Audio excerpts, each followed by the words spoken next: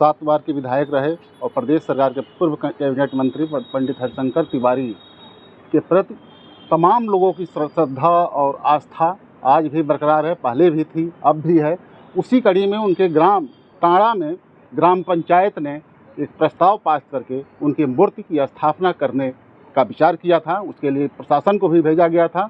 हालांकि प्रशासन दावा कर रहा है कि ऐसा कोई प्रस्ताव हमारे पास नहीं आया और गांव से ही शिकायत आई थी कि सरकारी ज़मीन पर वो मूर्ति स्थापित की जा रही है। इसी नाते उस चबूतरे को हटा दिया गया। हमारे साथ हैं पंडित हरिशंकर तिवारी के सुपुत्र और चिल्लू पार के ही पूर्व विधायक विनय शंकर तिवारी। आइए हम जानते हैं कि इसके पीछे क्या कारण है और क्या मकसद है। देखिए, जहाँ तक आपका प्रश्न है या बातें हैं, जो बातें आपने कही, उत्तर प्रदेश में 2017 के बाद एक जात विशेष के व्यक्ति की ताजपोशी होती है और वो जात विशेष का व्यक्ति ब्राह्मण समाज के खिलाफ उत्तर प्रदेश में अभियान के तौर पे, चाहे वो कानपुर हो, चाहे वो गोरखपुर हो, चाहे वो सुल्तानपुर हो, चाहे लखनऊ हो। अभी लखनऊ में परितोष पांडे की हत्या हुई, कमलेश तिवारी की हत्या हुई, विवेक त्रिपाठी की हत्या हुई, घनश्याम तिवारी की सुल्तानपुर में हत्या हुई, रुद्रपुर में 6 हत्याएं हुई। तो ब्राह्मणों के हत्या हो रही है, लेकिन सरकार के कान पे कोई जूं नहीं रेंग रहा है। लेकिन कहीं वहीं किसी और व्यक्ति का कुछ हो रहा है तो सरकार तुरंत ही एक्टिव हो जा रही है। जैसे किस व्यक्ति का, कैसे, किस प्रदेश के मुखिया, हमने कहा ना, प्रदेश के मुखिया के द्वारा ये कृत्य कराए जा रहे हैं और प्रदेश के मुखिया के द्वारा ब्राह्मणों के खिलाफ एक अभियान के तौर पे चलाया गया है और ब्राह्मणों को अपमानित करने का, उनको समाप्त करने का, ब्राह्मण राजनीति को समाप्त करने का अभियान प्रदेश के मुखिया के द्वारा चलाया जा रहा है। और कल की जो घटना है वो अहंकार की देन है और एक तरह से अगर आप उसको देखें, पूरी घटना को देखें, तो पूरी घटना उनके अहंकार के साथ साथ उनकी जातीय मानसिकता की भेंट चढ़ी है। क्योंकि वो घटना कोई ऐसी चीज़ नहीं थी जिससे सरकार का कोई नुकसान हो रहा था। ग्राम पंचायत अपने आप में एक स्वायत्त शासी संस्था होती है।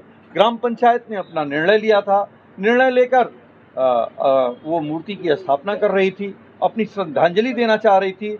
लेकिन अहंकारी व्यक्ति को ये पसंद नहीं था और उसने अहंकार के तहत उस चबूतरे का ध्वस्तीकरण कराने का कार्य अपने मातहतों, ढेर सारे पुलिस और प्रशासनिक अधिकारियों के माध्यम से करने का कार्य किया।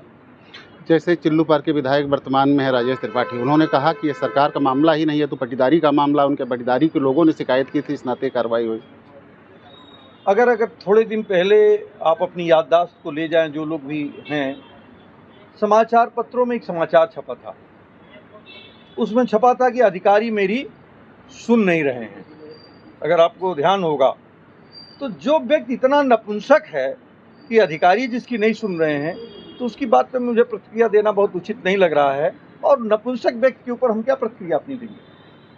अखिलेश यादव ने भी इस पर प्रतिक्रिया व्यक्त की है। अखिलेश आदरणीय समाजवादी पार्टी के राष्ट्रीय अध्यक्ष आदरणीय अखिलेश यादव जी ने आज सुबह 9 साढ़े 9 बजे अपने ट्विटर हैंडल से इस बात को उठाया है।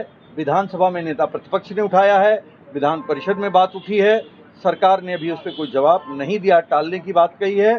पूरे प्रदेश में खासकर ब्राह्मण समाज में इस बात को लेकर आक्रोश है और अभी 2024 का जो परिणाम है, निश्चित रूप से भारतीय जनता पार्टी को ब्राह्मणों के आक्रोश का सामना करना पड़ा है और आने वाले समय में चाहे 27 हो या जो और कोई चुनाव होंगे, ब्राह्मण आक्रोश का सामना भारतीय जनता पार्टी को करना पड़ेगा। और उसके मुखिया को भी, जो जातीय भावना से ओतप्रोत हैं, दूसरे लोगों को अपमानित करने का काम कर रहे हैं, इससे उनको दो चार होना पड़ेगा। जैसे विपक्ष भी कह रहा है कि जो पीडीए अखिलेश यादव ने चलाया था, पीडीए के बाद ब्राह्मण वोटों को साधने के लिए एक तो माता प्रसाद को वहाँ नेता प्रतिपक्ष बना दिए और दूसरी तरफ इस मुद्दे को भी हवा दिया जा रहा है, ऐसा कुछ है? हवा जैसी क्या बात है। लोकतंत्र में हर व्यक्ति अपने बेहतर कार्यों को करता है और जहाँ तक वोट साधने की बात है, तो क्या भारतीय जनता पार्टी वोट साधने का काम नहीं करती है क्या? हर राजनीति में हर राजनीतिक दल वही वोट साधने का काम करता है। ये सामान्य लोकतांत्रिक प्रक्रिया है। इसमें कहीं कोई अलग चीज विशेष चीज तो है नहीं। क्या भारतीय जनता पार्टी तो यहाँ जातिवार बात करती है, एक एक समाज की बैठक करती है। उन्होंने अगड़ा पिछड़ा का नारा दे दिया। उन्होंने अभी उनके एक मुख्यमंत्री ने कहा कि ये सरकार का सवाल नहीं है, उप मुख्यमंत्री ने, ये तो गोरखपुर की आपसी लड़ाई है, इस तरह की बात कही। तो जहाँ तक बात जब आती है ब्राह्मण समाज की, तो जो प्रदेश के मुखिया हैं वो एग्रेसिव हो जाते हैं और ब्राह्मणों के अहित करने का काम प्रदेश के मुखिया करने का काम करते हैं। जैसा कि 5 अगस्त को पंडित हरिशंकर तिवारी का जन्मदिन भी है, उसी सिलसिले में एक कार्रवाई, मतलब जो मूर्ति स्थापना का जो कार्यक्रम था वो होना था, लेकिन उसके पहले ही ये कार्रवाई हो गई। और आपका कहना है कि सरकार जात विशेष को ध्यान में रखकर कार्य कर रही है। जब से 2017 से भाजपा की सरकार बनी है, तब से ब्राह्मणों को चुन चुन कर नुकसान किया जा रहा है। और 2024 का जो लोकसभा चुनाव हुआ, उसमें भाजपा ने जो खामियाजा भुगता है, 2027 में और बुरी तरह से भुगतेंगे। कैमरामैन मुन्ना के साथ डॉक्टर चंद्र कुमार मिश्रा, TV9 गोरखपुर।